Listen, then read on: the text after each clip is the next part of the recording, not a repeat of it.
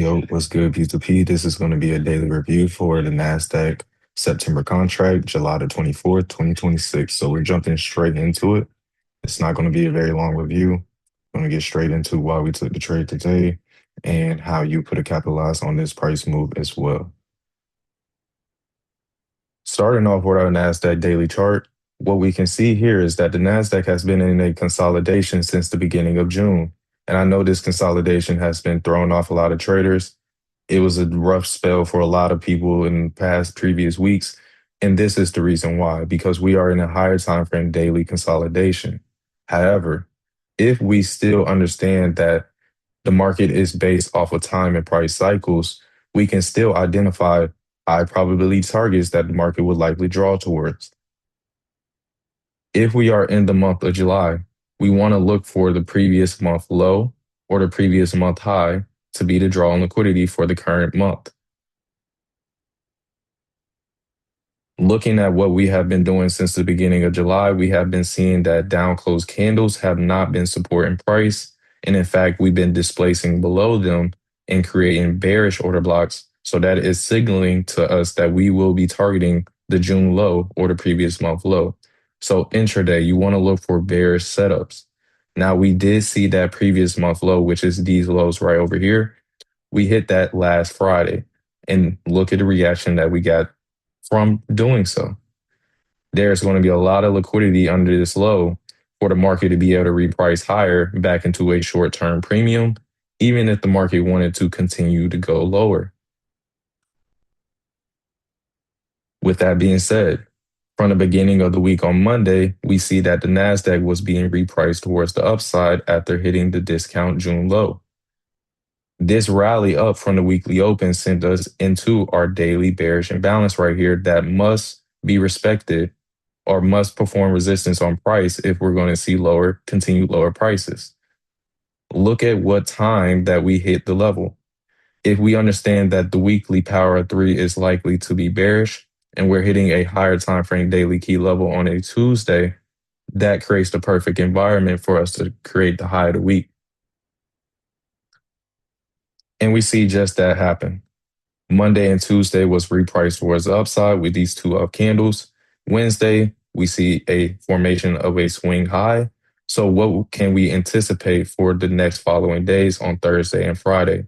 We can anticipate that price will be likely draw towards the downside with a lot of speed and velocity because we have seen order flow is starting to change.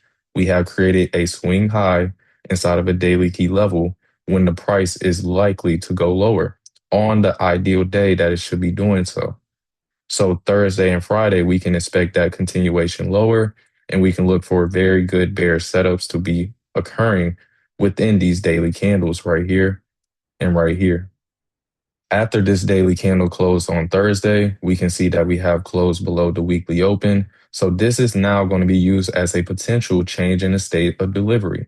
Price was once going higher up into a bearish key level. We create a swing high formation, and then we get past the up close candles that created the up move.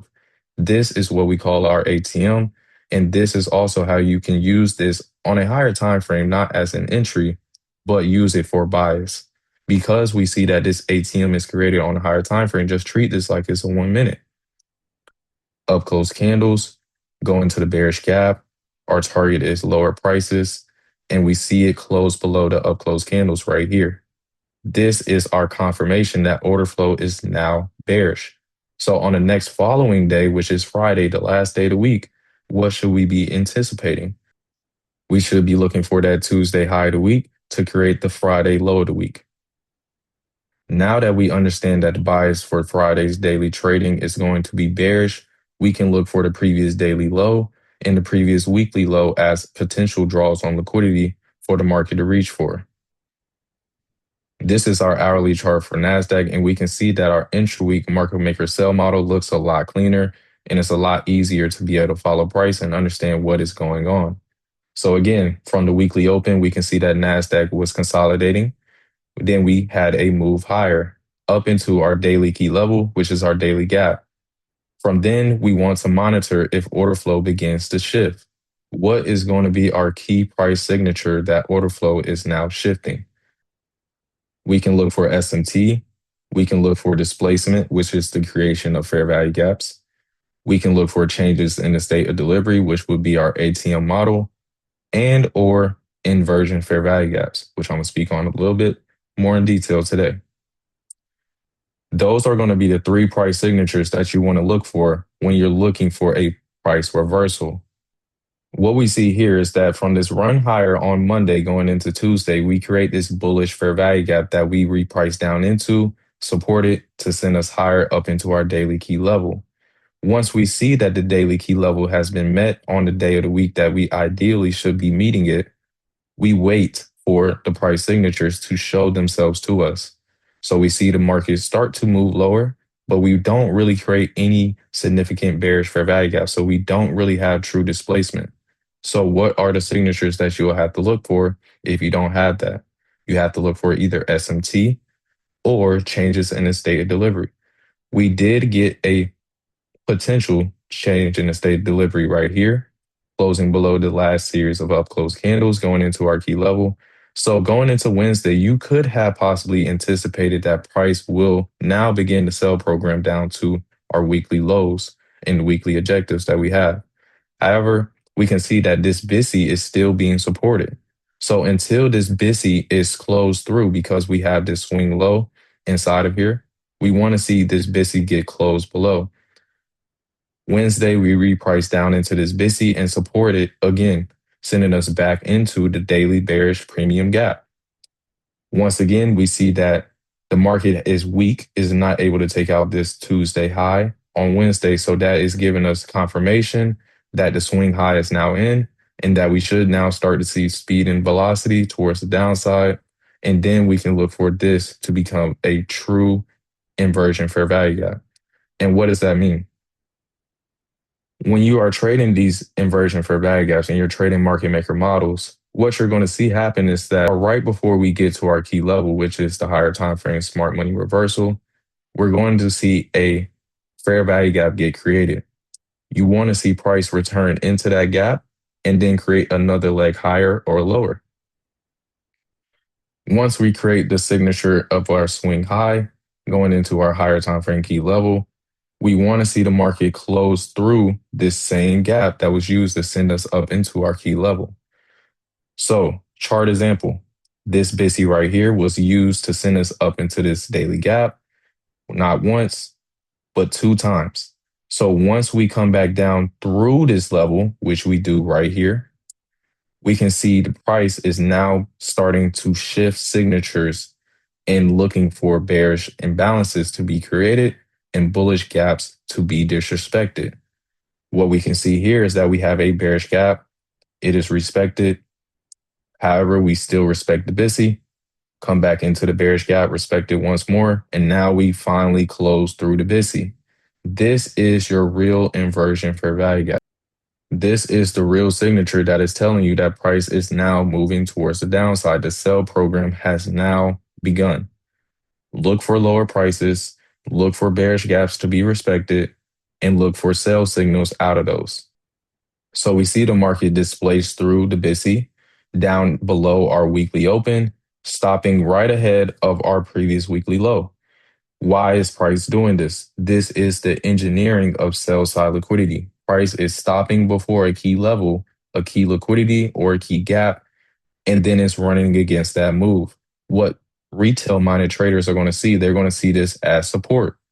This is now a double bottom in their eyes. Price rejected from this support zone once, it came down to it again, and it rejected again and started moving higher. So they're going to do what? So they're going to start looking for buy setups. This is where they will start to place their stop loss right at the liquidity that has been engineered. This is how market makers engineer liquidity. This is how they get you on the wrong side of the market. They will stop before a key level, run against that. It usually does it with a lot of speed and velocity because they want to trap traders into that idea that it's not going to go to the key level. Where we see now, once we create this swing low, where do we go up into? We go up into our weekly open, and that is where we reject and see lower prices going into the overnight session. And then we engineer liquidity once again. So now going into Friday, we have our previous day low. that should be the draw because we understand that the weekly bias is now showing us that it's clearly going towards the downside. It's a bearish weekly candle. We have a Tuesday high of the week. So if we have a Tuesday high of the week and we're in a good bearish condition, we're going to see that low of the week form on either Thursday or Friday. More likely, it will be Friday. So since we see that Thursday engineered liquidity ahead of the previous weekly low, that gives us even more likelihood that we're going to see it run lower because we have the engineered liquidity to do so. So from the midnight open, we see that the price is being drawn towards the upside where it fails to reach back into that weekly open. And then we start to see it slam lower towards the downside, attacking all of our key levels, 86 model low, previous day low, and obviously previous week low. So let's break it down and see what really went down. This is the 15-minute chart for NASDAQ, and we can see the same price signature that we seen on the 1-hour chart on the 15-minute. We engineer liquidity in advance of the Thursday daily low and the previous weekly low, and we run up higher from midnight, where we see the creation of this bullish for value gap. Again, what do we expect if price is nearing a key level? And the key level that we return into is this small new day opening gap that I do not have marked up, but we see the creation of a bullish for value gap ahead of our key level. We create it, we retrace down into it, we make a swing low, then we make another leg higher. So once we get below the imbalance that created the move higher into our key level, that is going to be our real true inversion for value gap.